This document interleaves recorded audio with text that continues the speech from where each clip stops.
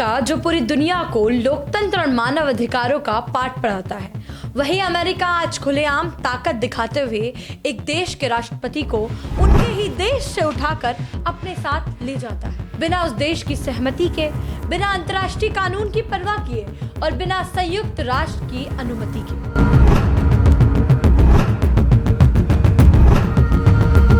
और यही है अमेरिका का असली चेहरा।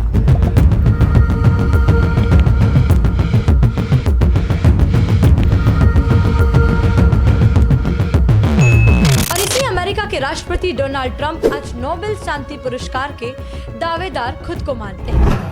The person who actually got the Nobel Prize called me and said that I'm accepting this in honor of you because you really deserved it. That was a very nice thing to do. मानते हैं। और यह सिर्फ विडंबना नहीं है, यहाँ उस दोहरे चरित्र की कहानी है जिसे दुनिया सालों से देखती आ रही है। अब जरा ध्यान से समझते हैं कि आखिर क्या हुआ था 3 जनवरी की सुबह। 3 जनवरी को सुबह अमेरिका ने वेनेजुएला में एक बड़ा सैन्य अभियान चलाया। इस ऑपरेशन को नाम दिया गया ऑपरेशन एब्सोल्यूट रिजॉल्व। अमेरिकी दावों और मीडिया रिपोर्ट्स के अनुसार इस ऑपरेशन का मुख्य उद्देश्य था वेनेजुएला के राष्ट्रपति निकोलस मादुरो को सत्ता से हटाना और उन्हें हिरासत में लेना। इस ऑपरेशन की शुरुआत तड़के लगभग 2 बजे हुई।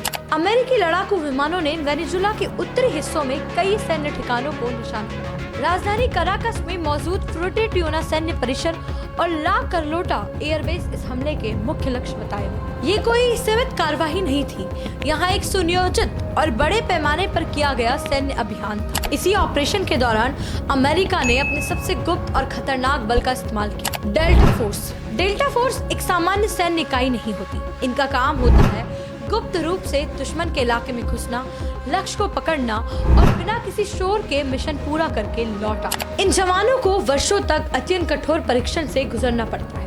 नजदीकी युद्ध, बंधक बचाव, शहरी और जंगल, दोनों तरह के ऑपरेशन, इन सब में इन्हें महारत हासिल होती है। और यही वजह है कि जब डेल्टा फोर्स को मैदान में उतारा जाता है तो असफलता की संभावना लगभग खत्म मानी जाती है। रिपोर्ट्स के मुताबिक डेल्टा फोर्स के जवानों ने राष्ट्रपति निकोलस मादुरो के आवास पर छापा मारा और उन्हें उनकी पत्नी के साथ हिरासत में ले लिया। इसके तुरंत बाद मादुरो को अमेरिका ले जाया गया। फिलहाल अमेरिकी दावों के अनुसार वे न्यूयॉर्क में अमेरिकी हिरासत। अमेरिका का कहना है कि मादुरो पर नार्को टेररिज्म, ड्रग तस्करी और हथियारों के अवैध नेटवर्क से जुड़े गंभीर आरोप। अमेरिकी न्याय विभाग का दावा है कि इन ड्रग नेटवर्क की वजह से अमेरिका में हजारों लोगों की जान जा चुकी है और इसी कारण मादुरो को अमेरिकी अदालत में जवाब देना होगा। लेकिन यहीं से कहानी एक नया मोड़ ले लेती है। सबसे बड़ा सवाल ये नहीं है कि मादुरो पर आरोप क्या है, सबसे बड़ा सवाल ये है कि अगर यह सिर्फ कानून लागू करने की कार्यवाही थी तो फिर बमबारी क्यों हुई, सैन्य ठिकाने क्यों निशाने पर थे और हजारों सैनिक पहले से तैनात क्यों कर दिए गए थे। क्या किसी अपराधी को पकड़ने के लिए किसी संप्रभु देश पर इतना बड़ा सैन्य ऑपरेशन किया जाता है? अब समझते हैं इस पूरे मामले की असली वजह,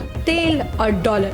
वेनेजुएला के पास दुनिया के सबसे बड़े तेल भंडार है और अगर वेनेजुएला तेल का व्यापार डॉलर की बजाय किसी दूसरी मुद्रा में करने लगता है तो इसका सीधा असर अमेरिकी डॉलर की ताकत पर पड़ता है। डॉलर सिर्फ एक मुद्रा नहीं है, यहाँ अमेरिका की वैश्विक शक्ति की रीढ़ है और अमेरिका किसी भी कीमत पर इस शक्ति को कमजोर नहीं होने देना चाहता। इतिहास गवाह है कि जहाँ भी अमेरिकी हितों का खतरा दिखा, वहाँ या तो सत्ता बदली गई या ताकत का इस्तेमाल किया गया। वेनेजुएला का मामला भी कुछ अलग नहीं दिखता। एक तरफ कहा जा रहा है कि यह कानून की कार्यवाही थी और दूसरी तरफ अमेरिकी राष्ट्रपति वेनेजुएला के तेल संसाधन और अस्थायी प्रशासन की बात कर रहे हैं। अंतर्राष्ट्रीय कानून साफ है। संयुक्त राष्ट्र चार्टर के अनुसार किसी देश पर सैन्य हमला सिर्फ 2 स्थितियों में किया जा सकता है, या तो आत्मरक्षा में या फिर संयुक्त राष्ट्र की अनुमति से। ड्रग तस्करी और संगठित अपराध आमतौर पर युद्ध का कारण नहीं माने जाते, इसलिए कई अंतर्राष्ट्रीय विशेषज्ञ इस ऑपरेशन को कानूनी रूप से कमजोर और नैतिक रूप से सवालों के घेरे में मानते हैं। आज की सच्चाई बहुत साफ है, यह दुनिया न्याय से नहीं चलती है, यह दुनिया मानव अधिकारों से नहीं चलती, यह दुनिया चलती है हितों से, ताकत से और पैसों से। अगर देखा जाए तो आज वेनेजुएला है, कल कोई और होगा।